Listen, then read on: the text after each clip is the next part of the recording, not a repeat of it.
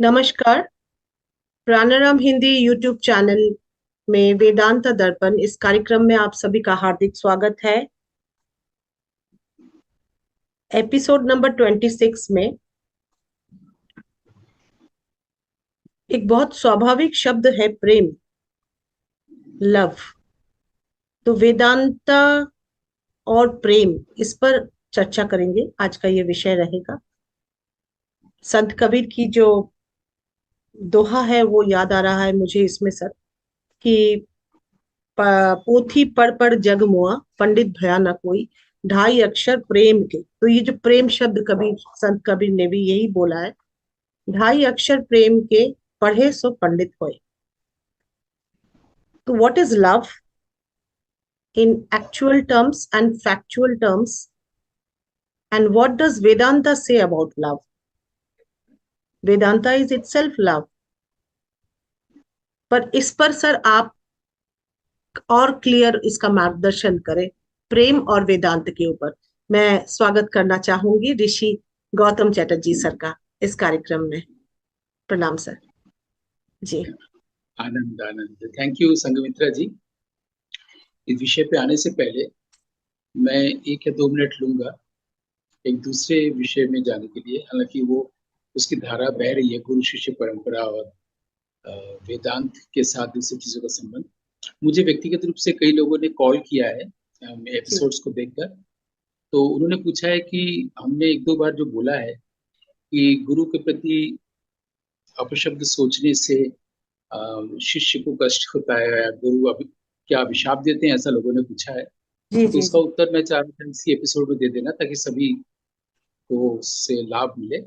जी। वो जी। ये कि अगर आपने एक शब्द भी समझा है या पढ़ा है, एक शब्द, एक वाक्य, एक पृष्ठ या एक पूरा ग्रंथ, तो वो गुरु हुए, आप शिष्य हुए। तो अगर आप उनके विरुद्ध सोच रहे हैं, तो ये हमारे यहाँ वैल्यूज में या वर्च्यूज में नहीं माना गया, यही मैंने कहा था। और इससे शुरू होता है, देह कष्ट से शुरू होता है, और अ, प्राण की जो अंतिम अंतिम जो उसका वो है, सोपान है, वहां पर कष्ट होता है। लेकिन गुरु अभिशाप नहीं देता, ये मैं कहना चाहता हूँ। क्योंकि गुरु अभिशाप करने देने की जगह रक्षा करता है। इसका एक उत्कृष्ट दृष्टांत संक्षेप में यहाँ देना चाहेंगे कि एक बार रात में रामकृष्ण परमहंस और माँ शारदा सो रहे थे। और पहले के जमाने में तो लाइट नहीं था, बहुत जल्दी अंधेरा हो जाता था। करीब 12, 12:30 बजे अचानक रामकृष्ण उठे और बाहर का दरवाजा खोल के निकलने लगे। तो माँ शारदा ने पूछा कि कहाँ जा रहे थे रात में। तो बोले कि एक्चुअली यहाँ गांव में कुछ लोगों के मन में आया है कि मैं आपको माँ कहता हूँ, माँ के रूप में देखता हूँ अपनी पत्नी को। वो ये देखने आ रहे हैं खिड़की से कि मैं सिर्फ कहता हूँ या इसको जीता भी हूँ, या मैं रात में आपके साथ संसर्ग में व्यस्त रहता हूँ। तो उनके मन में ये विचार आया है, इसलिए एक सांप उन्हें काटने जा रहा है, मैं उन्हें सांप से सावधान करने जा रहा हूँ। तो मुझे लगता है कि इससे उत्कृष्ट कोई दृष्टांत नहीं होगा कि गुरु किस तरह से उनकी भी रक्षा करता है जो गुरु के विरुद्ध सोचते हैं। अब हम आते हैं इस विषय पर कि प्रेम के प्रति वेदांत का दृष्टिकोण क्या है, ये ना। सबसे पहले तो ये बता दें कि हम लोग जीवन में बचपन से ही प्रेम को लेकर रहते हैं, चाहे प्रेम की मांग को लेकर या प्रेम के स्पर्श को लेकर। लेकिन फिलोसॉफी में जो हैं, उनमें से एक है प्रॉब्लम ऑफ लव। जैसे प्रॉब्लम ऑफ सफरिंग है, प्रॉब्लम ऑफ गॉड है, प्रॉब्लम ऑफ इविल है, उसी तरह से प्रॉब्लम ऑफ लव ये विश्वव्यापी एक फिलोसॉफिकल प्रॉब्लम या मेटाफिजिकल प्रॉब्लम है। और इस पर रविन्द्रनाथ ने कुछ लेक्चर्स दिए हैं अलग अलग विषयों पर, जो साधना नाम से एक किताब में संकलित है। जैसे प्रॉब्लम ऑफ इविल को उन्होंने कहा है, वो कैसे देखते हैं, है ना। तो वैदिक समय से लेकर ही इन सब चीजों पर सोचा जाता है। तो लव प्रॉब्लम कैसे होगी, प्रॉब्लम ऑफ लव जो है फिलोसॉफी में, प्रेम समस्या कैसे होगी, जबकि बहुतों के लिए प्रेम एक समस्या है जीवन में भी, जो दर्शन नहीं पढ़े हैं उनके लिए भी प्रेम समस्या है। और फिलोसफी में तो खैर इसको ढूंढना ही पड़ता है, और फिलोसोफर्स भी अभी तक ढूंढ रहे हैं, है ना। जैसे मान लीजिए कि सोक्रेटिस सभी से प्रेम करते थे, फिर उनको विष क्यों दिया गया, ये एक चीज आता है ना, प्रेम की परिणति ऐसी क्यों होती है। तो प्रेम समस्या इस तरह से है, सब बहुत अच्छे से समझना अगर हम लोग चाहें तो, कि एक छोटा बच्चा, शिशु, लड़के का जन्म होता है, और अभी उसको कोई, उसकी चेतना में कुछ भी एहसास या इम्पिरिकल एक्सपीरियंस नहीं हो रहा है। जो भी हो रहा है उसके माइक्रोकॉस्मिक लेवल पर हो रहा है, क्योंकि सब कुछ छोटा है, उसकी उंगलियां भी छोटी, ब्रेन भी छोटा, सब कुछ छोटा है ना। लेकिन माँ से लेकर के सभी लोग उससे व्यवहार कर रहे हैं प्रेम से। कोई भी बाहर से भी आ रहा है तो उसको लेके गोद में उसको खिला रहा है, अले ले ले मेरा मुन्ना बच्चा, फिर उसको ऊपर उछाल के कैच कर रहा है, बच्चा किलकारी भर रहा है, तो लोगों को खुशी दे रहा है ना। क्योंकि जब जन्म हुआ था तब रोने की आवाज आई थी, उसके बाद से जब भी बिस्तर पर है लेटा हुआ, जो कोई घर का आ रहा है सबको इसको प्यार करके जा रहा है, 1 सेकंड के लिए या 10 मिनट के लिए। तो उसके स्किन पर जो स्पर्श हो रहा है, जो चीज उत्कीर्ण हो रही है अभिलेख के रूप में, वो है प्रेम।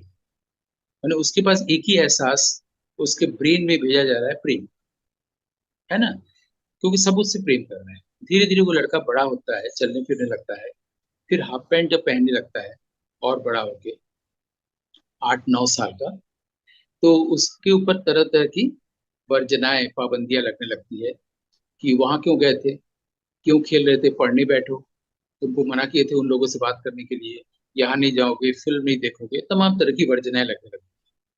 तो अभी उसको समझ में नहीं आता लड़के को, क्योंकि उसको तो आदत डाली गई है प्रेम की, प्यार की।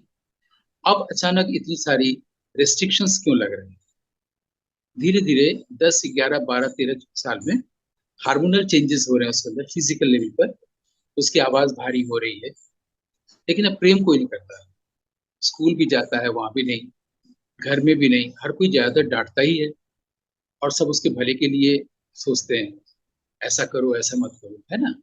तो अब वो उसके पास एक खाली कटोरा है, 14-15 साल की उम्र में, और वो एक लड़की के सामने जाके खड़ा है, ए तुम मुझे प्रेम दोगी, ठीक है। अब एक लड़की का जन्म हो रहा है, सेम उसके साथ भी है, जब वो शिशु है तो उसके पास यही स्पर्श है, यही सूचना है इसके ब्रेन में कि प्रेम के अलावा कुछ नहीं होता है। उसको सब कोई प्रेम कर रहा है। एक लड़की जब बड़ी होने लगती है, फ्रॉक पहनने लगती है, तुम वहां क्यों गई थी, उस लड़के से बात क्यों कर रही थी, मैं बर्तन मांज रही, तुम उठा के रख नहीं सकती, उसके ऊपर लगातार किस तरह से टोन भाषा बदल गई।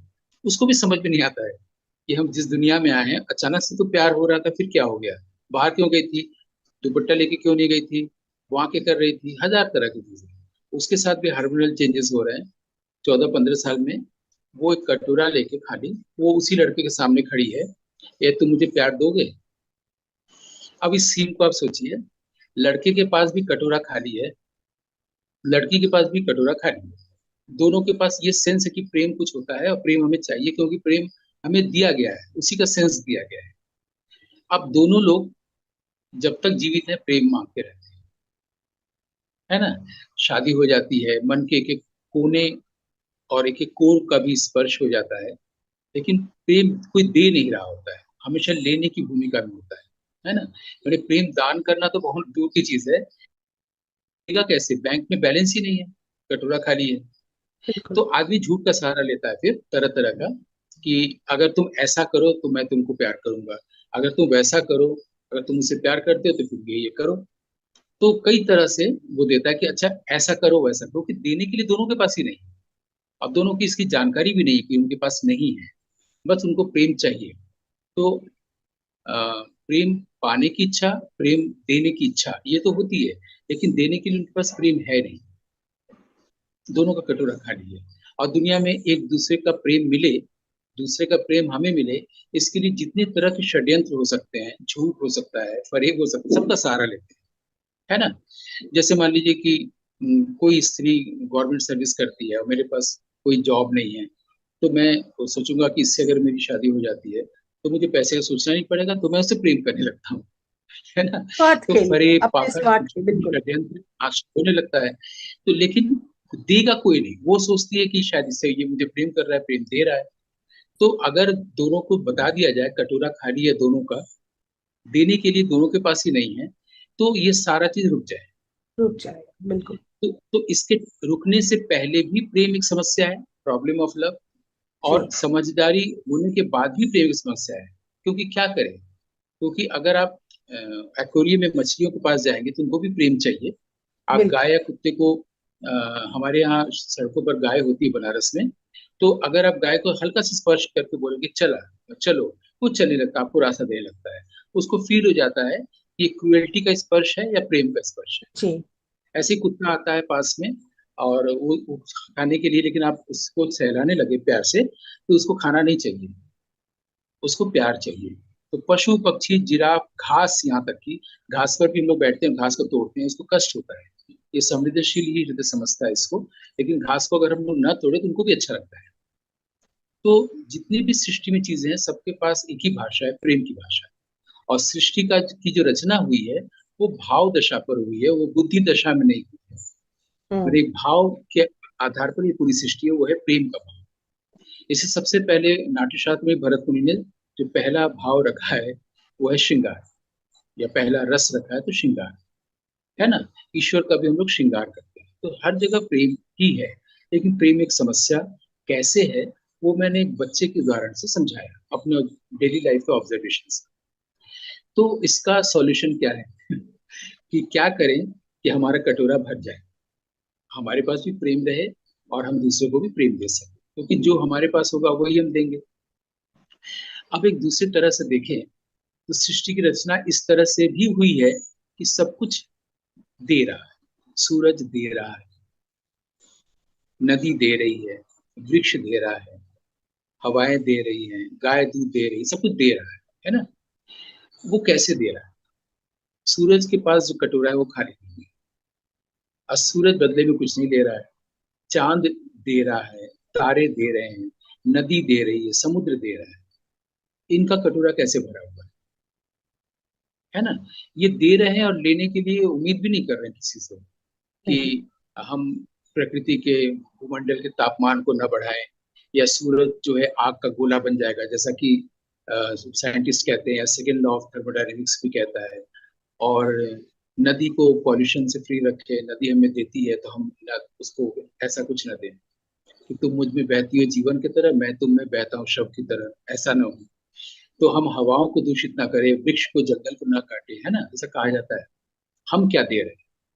तो अगर सृष्टि की रचना इस तरह से हुई है कि जितनी चीजें बनी हुई है वो सब देने के लिए है, इसका मतलब है कि जरूर ईश्वर या परम आत्मा कोई एक ऐसा चीज तैयार कर रही है, उसका कुछ यज्ञ चल रहा है, जिसमें उसने बनाया ही इस तरीके से है चीजों को, सूरज चांद आदि आदि को, कि वो दे, तब जाके उसका वो यज्ञ पूरा होता है। इसका मतलब मनुष्य को भी उसने कुछ दिया है, तो मनुष्य भी अगर उसमें दे एक संविधा के रूप में, तो यज्ञ जारी रहे या पूरा होता रहे। तो मनुष्य को क्या दिया है? मनुष्य क्या चाहता है? रोटी कपड़ा मकान चाहता है, फिर और चाहता ही रहता है। बस चाहता देना ही नहीं रहता चाहता है, वो बस लेना ही चाहता है, देना इसको आदत में नहीं है देना, है ना। लेकिन जब तक वो देगा नहीं, तब ये पूरी जो यज्ञ चल रहा है ईश्वर का महाभोज या महायज्ञ, उसमें उसका कोई कंट्रीब्यूशन फिर नहीं हो रहा है ना। है। बिल्कुल, जब भी वो दे नहीं रहा है, कंट्रीब्यूट नहीं कर रहा है संसार में आके, तो उसके बाद दुख और दुर्गति बिल्कुल। है ना? और जब भी वो दे रहा है, कंट्रीब्यूट कर रहा है, तो वो परिपूर्ण हो रहा है। ये बड़ा गजब का रहस्य है। जो देता है वो पूर्ण हमेशा रहता है, रहता उसकी है। सारी जरूरतें पूरी होती रहती है। अगर मान लीजिए कि मेरे पास कोई भी कुछ भी पैसा नहीं है, और मुझे कोई किताब अभी पढ़नी है और पसंद आ गई, 3,000 रुपए की है, वो लंदन से छपी है, तो मेरे पास 3,000 आ जाए। जी, कहाँ से आया? उस वक्त वो जरूरत पूरी हो जाएगी। यानी जी, पूरे जीवन काल में अगर हम लेने की चाह न रखें, और देने की इच्छा रखें, और कंट्रीब्यूट करें संसार को, इस विश्व को, है ना, तो हम अपने आप पूर्ण होते हैं, हमारी सारी जरूरतें पूरी होती रहेंगी। इसका मतलब ये हुआ इस रहस्य का कि जितनी भी चीजें हमें चाहिए, नीड, वो भीतर से कोई हमें फुलफिल कर रहा है। जो कुछ भी, चाहे वो किताब हो, चाहे रहने की जगह हो, चाहे भोजन हो, और चाहे प्रेम, है ना। कबीर साहब प्रार्थना भी क्या कर रहे हैं कि साईं इतना दीजिए जामे कुटुंब समाए, इतना ही कुटुंब दीजिए से समाज। कुटुंब भी समा जाए, मैं भी भूखा न रहूं और साधु भी साधु भी भूखा भूखा न जाए, कोई न मेरे जाए। घर आ गया है तो उसको भी खिला सको, इतना ही दीजिए। यानी उन्होंने एक पैरामीटर तय कर लिया। लोग बोलते हैं ना, मुझे संसार से कुछ नहीं चाहिए, बस 2 करोड़ रुपया हो, 3 गाड़ियां हो, 5 मकान हो, बस मुझे कुछ चाहिए नहीं। तो बस कबीर यही। साहब ने पैरामीटर तय कर दिया है कि आदमी का ये पैरामीटर, इससे ज्यादा उसको नहीं चाहिए।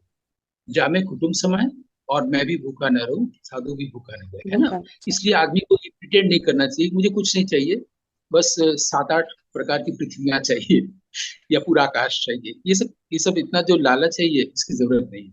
सर हाँ, अभी तो चांद कंट्रीब्यूट पर जो भी करते घर बनाया जाएगा। अभी तो हैं, जानवर भी पृथ्वी घर पर बनाए। सारी कुछ खत्म करके अब यही ऑप्शन रह जाए, यही एम्बिशन होगा। अभी हो चुका होगा कि I will have an apartment in the on the moon, inside the moon. तो यही है हाँ, अभी तो तो यही। जब ब्रिटिश का शासन था, तो इसको कॉलोनियल एक्सप्रेशन बोलते थे, ब्रिटेन की कॉलोनी। और अब हम चांद में कॉलोनी बनाने जा रहे हैं, तो करने समझ में। का फेर है से। तो मेरा ये कहना है कि अगर हमारी सारी जरूरतें कोई भीतर से पूर्ण कर रहा है, पूरी कर रहा है, तो हम्म। भीतर से जो कर रहा है, जरा उसकी तरफ ध्यान दे कि कौन कर रहा है। भीतर तो आत्मा के अलावा कुछ नहीं है, अगर कुछ है तो लीवर और किडनी है। ठीक है। तो हमें, हमारे पास अभाव है, ये कैसे पता चल रहा है? हमको प्रेम चाहिए, प्रेम का अभाव है, ये प्रॉब्लम है। ये हमें कैसे पता चल रहा है? हमें पता तब चल रहा है जब हम सोच रहे हैं, जब माइंड का यूज हो रहा है। जी। हमें लग रहा है कि हमारे पास प्रेम नहीं है। और जब हम नहीं सोच रहे हैं, और जब हम माइंड का यूज नहीं कर रहे हैं, साइकोलॉजिकल माइंड का, और हम अगर अभी में हैं, इस मोमेंट में हैं, यानी कि हृदय में हैं, और हमें जिस चीज की जरूरत है वो पूरी हो जा रही है। अगर नींद की जरूरत है, नींद हो जा रही है। प्यास लगी तो प्यास बुझ जा रही है। जो जो चीज अभी चाहिए वो अभी पूरी हो जा रही है। लेकिन हम सोच कब के लिए रहे हैं? बाद के लिए। और वो बाद जी। के लिए कैसे सोच रहे हैं? अतीत में जाके सोच रहे हैं। क्योंकि थॉट अतीत के अलावा कुछ नहीं है। हम अतीत आ रहा है तो फ्यूचर के लिए सोच रहे हैं कि मेरे पास 2 रुपया है, 4 रुपया कैसे होगा कल को, अगर ऐसा हो जाए, कुछ पैसा जमा करके रखे, अगर ऑपरेशन होना है। ये सब आदमी ऐसी सोचता है यही ना। सब होता है, हाँ। लेकिन अगर वो प्रेजेंट मोमेंट में है, अभी में, और अभी देखिए उसको किस चीज की जरूरत है। उसको लाल रंग की टी शर्ट की जरूरत है तो है।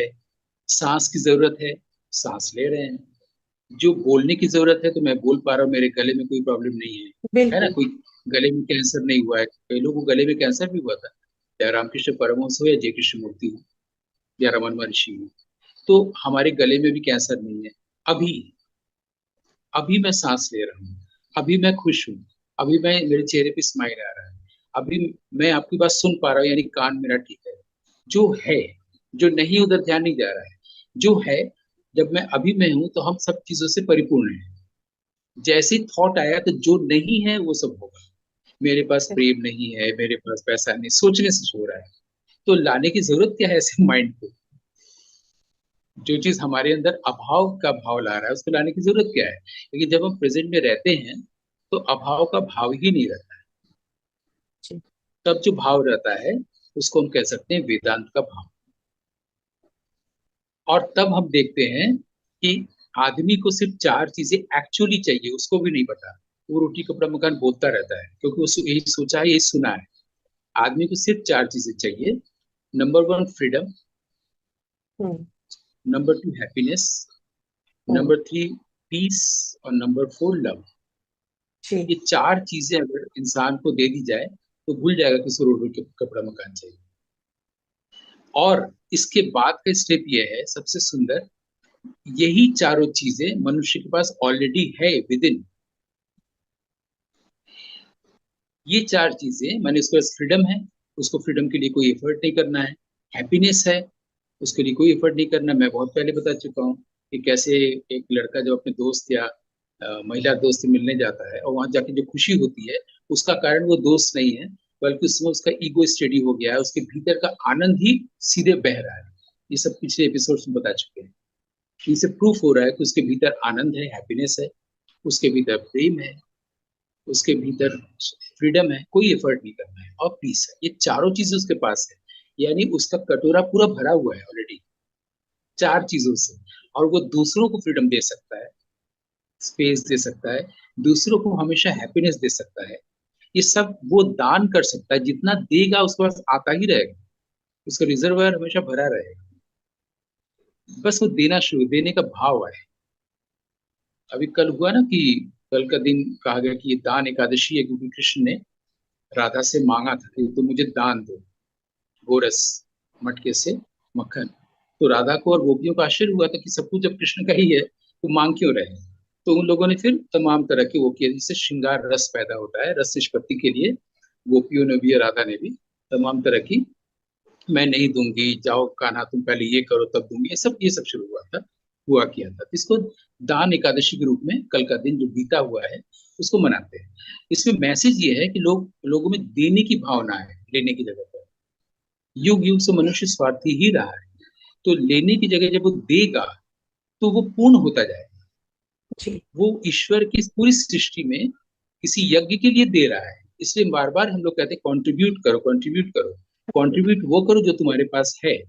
अब जैसे सूरज को एक गुण दिया गया है, चांद को, नदी को देने का गुण दिया गया है, ऐसे ही सारे पशु पक्षी, इंसेक्ट्स, इंसान, सबको ईश्वर ने गुण दिया है। जी। हो सकता है किसी के पास विद्या है, हो सकता है किसी के पास मेटेरियल चीजें बहुत है, वो देगा तो उसके पास और आएगा, बरकत होगी। अगर उसका आंतरिक गुण है कि वो कैसे मृदुभाषी हो, कैसे वो विद्या दान कर सके, तो वो दान करने के लिए ही दिया गया उसके पास। अगर किसी के पास गाने की प्रतिभा है तो इसलिए नहीं कि वो गाना गाए और बोले कि मुझे स्टेज शो मिले, मुझे शो नहीं मिल रहा है, और मुझे पद्मश्री मिले, मुझे संगीत नाटक अकेडमी मिली, इसलिए नहीं मिला है। उसको वो प्रतिभा इसलिए मिला है कि वो शक्ति है। प्रतिभा को हमारे यहाँ रुद्रट एक वो हुए हैं काव्य शास्त्री जो उनको शक्ति कह देते हैं। प्रतिभा शक्ति इसलिए है कि हम अपनी इम्प्यूरिटीज को किल कर सके, मार सके, शत्रुओं को मार सके। और बुद्ध और महावीर जैसे महावीर हो, एक्चुअल वीर वही है जो अपने शत्रुओं को पराजित करता है, जी। अपने भीतर के, है ना। तो हमारे भीतर प्रतिभा शक्ति के रूप में है कि हम अपने उस अभाव, या हमारे पास प्रेम नहीं है, प्रेम चाहिए, इन सब थॉट्स को वो खत्म कर सके, किल कर सके। जो उसको डार्लिंग्स लगते हैं कि माइंड के बगैर हम रह ही नहीं सकते, किल योर डार्लिंग बोलते हैं ना, बिल्कुल बिल्कुल। इसीलिए किल करने लगते हैं। तो उसके भीतर जो गुण है वो दान करने के लिए है। अगर मेरे पास विद्या है और मैं इसके बदले में पैसा लेता हूँ किसी को पढ़ा के या लिख करके पारिश्रमिक लेता हूँ, तो ये अनुचित है। लेकिन अगर मैं विद्या दान करता हूँ तो विद्या का प्रवाह, माँ सरस्वती का प्रवाह, देवत्व तो आता ही रहेगा। बहुत ज्यादा। और अगर मैं उसके बदले ये में होता लेता है। हूँ तो ठहर जाएगा। ये तो होता है। विद्या तो यही है कि हम अपने तक न, अब जब अपने तक सीमित रहते हैं तब हम लेने लगते हैं। जैसे हम विराट के काम में हाथ बटाते हैं, कंट्रीब्यूट करते हैं, तो विराट भी हमारे थ्रू फ्लो करने लगता है ना। जी। तो जब हम हमारे पास हम फील करेंगे कि हमारे अंदर प्रेम है, मैं प्रेम दूंगा, तो प्रेम का जो स्रोत है वो फूट पड़ेगा और प्रेम बहता ही जाएगा। इसीलिए जो हमारे यूनिवर्सल ब्रदरहुड या कंपैशन या यूनिवर्सल लव की बात कही गई है वो यही है। पहले हमारा माइंड तो यूनिवर्सल हो, पहले हम माइंड से हृदय, हार्ट में आए, तो हार्ट में तो प्रेम है। और वो एक के प्रति नहीं है, वो सबके प्रति है। एक चिड़िया के प्रति भी अगर घायल होके कहीं गिर गई है चिड़िया, या एक चींटी है, तो वेदांत तो ये कहता है कि अगर हम एक चींटी के लिए अपना प्राण तक देने को तैयार है, यानी वेदांत का उद्देश्य पूरा हो। ये स्वामी जी का ही कथन है। तो कहने का मतलब है ये जो करुणा का भाव है, क्योंकि वो क्रौंच पक्षी जब प्रेम कर रहे थे वृक्ष की डाली पर, और वहीं से वाल्मीकि गुजर रहे थे, क्योंकि ये ब्राह्मण परंपरा में ही है दोपहर में खाना खाने से पहले स्नान करना, और सामने जो सरोवर है वहां स्नान करना। पहले तो जल कल ये सब नहीं था विभाग। तो वाल्मीकि जा रहे थे सरोवर में स्नान करने के लिए, और बहुत प्रसिद्ध कथा है। तो क्रौंच पक्षी जो युग में थे, मेल फीमेल, वो मैथुन रथ थे। और वो अचानक वाल्मीकि से देखने लगा इस क्रीड़ा को। तब तक क्या हुआ कि एक तीर आया और नर को मारा, वो गिर गया। उसमें जहर, जो मादा थी, फीमेल थी, वो भी दुख में, वियोग में तड़प कर नीचे गिर गई, दोनों मर गए। इससे बहुत दुख पहुंचा वाल्मीकि को। और फिर क्रोध आया, क्योंकि वो तीर जो है तो मनुष्य ने किसी ने चलाया हुआ। तो उसने शाप दिया कि हर युग में जब भी मनुष्य प्रेम करेगा तो उसको ऐसे ही तड़पने की, वियोग की, विरह की पीड़ा सहनी। ये उनके मुंह से निकला कि मनुष्य जब तक संसार में रहेगा और जब भी प्रेम करेगा तो उसको वियोग की पीड़ा, विरह की पीड़ा और ये तड़प, ये उसको इसका सामना करना। फिर अचानक उन्हें आइडिया आया कि क्यों नहीं इस पर एक कविता लिखी जाए, और वो खुश हो गए। तुरंत नहा के आया और तुरंत लिखने बैठ गए, वही रामायण बना। और जो पहला रामायण का श्लोक है वो इसी पर है, मान निषाद करके। लेकिन इस कहानी के बारे में कैसे पता चला? जब भवभूति ने उत्तर रामचरितम लिखा तब उन्होंने इस कहानी को के बारे में बताया, है ना। तो दुख से पहला कवि जो वियोगी कवि हुआ है, दुख से उपजा है। लेकिन वो आउट ऑफ लव था कि उनके दिमाग में आइडिया आया कि क्यों ना इस बात को दुनिया को बताई जाए। और वही तक रामायण अच्छा लगता है जब राम और सीता अलग अलग है, उसका कहानी कहानी नहीं लगती। तो ये भी प्रेम और दुख का इस तरह से एक संबंध हम देखते हैं कि प्रेम और दुख का एक घनिष्ठ संबंध है। लेकिन अगर इससे भी ऊपर हम उठे और वेदांत तक जाएं तो उसमें देखेंगे कि वहाँ प्रॉब्लम ऑफ दुख एक अलग प्रॉब्लम है, प्रॉब्लम ऑफ लव एक अलग प्रॉब्लम है। प्रॉब्लम ऑफ लव को इस ढंग से सुलझाया जा सकता है, जैसा कि हम लोगों ने अभी बात की कि माइंड का यूज जब हम नहीं करते तो हम प्रेम से भरे पूरे हैं। ठीक है। माइंड हमारे अंदर अभाव का सेंस देता है, क्योंकि जब वो लड़का बड़ा हो रहा है, 15 साल का हुआ कटोरा वाला, और लड़की बड़ी हो रही है कटोरे वाली, तो उन दोनों को ये किसी ने नहीं सिखाया है कि ऐसा तुम सोच रहे हो कि तुम्हारे पास नहीं, तुम्हारे पास है। बस उसे देखना आना चाहिए। बस तुम्हें मन के मकान से हृदय के घर में जाना, जी। फिर तुम दोगे इस संसार में। लोगे नहीं, जरूरत ही नहीं किसी से कुछ लेने की, सिर्फ जी। देते हुए रहोगे। जैसे कि बुद्ध ने दिया, जैसे कि स्वामी जी ने दिया, जैसे कि इस संसार में सारे महापुरुषों ने दिया। और इसका मतलब ये नहीं कि हम लोग आध्यात्मिक स्तर पर ही जीवन को जिए और प्रेम से भी ईश्वर का ही होता है और सबसे होता है, ऐसा नहीं है। एक स्त्री पुरुष के पास भी प्रेम हो सकता है, बशर्ते कि उसके पास ये समझ हो कि वो जब ईगो को स्टडी कर रहा है तो उसके भीतर से अपना ही आनंद बह जा रहा है, और वो आनंद दूसरे तक भी पहुंच रहा है, प्रेम दूसरे तक भी पहुंच रहा है। लेकिन वो प्रेम देने नहीं गया है, देने नहीं गई है, लेने गई है। उसको प्रेम मिले इसलिए वो सब कुछ कर रहा है, ऑब्लिक कर रही है कि अगर हम उसको ये चीजें दे दें, मेटेरियल चीजें, तो हमें उसके बदले में प्रेम मिलेगा। अगर हम उसको ऐसा ऐसा करें, साहित्य की बात करें, नाटक दिखाने ले जाएं, उसके उसके मन की रुचियों को पूरा करें, तो वो मुझसे प्रेम, वो मुझे देगी या करेगी। ये अज्ञान है, ये ईगो है, ये माइंड है। ये सारा जो खेल बाद में उसकी लीला वगैरह कहता है, ये सारा षड्यंत्र माइंड का है। जहां माइंड ड्रॉप हुआ, ईगो बिल्कुल। ड्रॉप हुआ, व्यक्ति ड्रॉप हुआ, अस्तित्व की बाढ़ आ गई, प्रेम की बाढ़ आ गई। तो मुझे लगता है कि आपने जो प्रश्न किया वेदांत और एक बहुत बड़ी समस्या को लेकर, प्रेम को लेकर, जिसको युग युग से लोग सामना कर रहे हैं इसका, चाहे वो वाल्मीकि वाल्मीकि का युग हो, या वैदिक ऋषियों का युग हो, या बुद्ध के समय में जब आंगुलीमाल बुद्ध को मारने जा रहे हैं वो युग हो, या कबीर के समय में जब कबीर शाम को रविदास के साथ वॉक करने जाते थे, तो मोहल्ले के लोग बोलते थे ये किसी नगर वधु के घर जाते हैं, उनको भी कोई छोड़ते नहीं थे। समाज हमेशा ऐसा ही रहा है। तो ये वहां भी प्रेम का ही संकट है, उनके पास प्रेम नहीं है तभी वो ईर्ष्या कर रहे हैं। तो ईर्ष्या वही करता है, और हमेशा अवसाद में, उदासी में वही रहता है यहाँ पर प्रेम का अभाव है। और प्रेम के लिए बाहर देखने की जरूरत नहीं है। ये वेदांत हमें हमारी ऑप्टिकल नर्व में दृष्टि देता इस चर्चा पर सर, मैं चाहूंगी दूसरे अगले एपिसोड पर भी इसको, इसका क्रम हम लेते जाए, क्योंकि कुछ पढ़ेंगे, मैं पढ़ना चाह रही थी। उसको अगले एपिसोड में थोड़ा सा पढ़ के उस पर हम डिस्कस करें, तो कुछ एक दो प्रश्न वहीं से इस। शुरू करेंगे। जी। जी सर, एक प्रश्न और एक है तो ठीक है, इस पर ही आज का ये एपिसोड विराम दे रहे हैं, वेदांत और प्रेम को लेकर के। धन्यवाद, नमस्कार।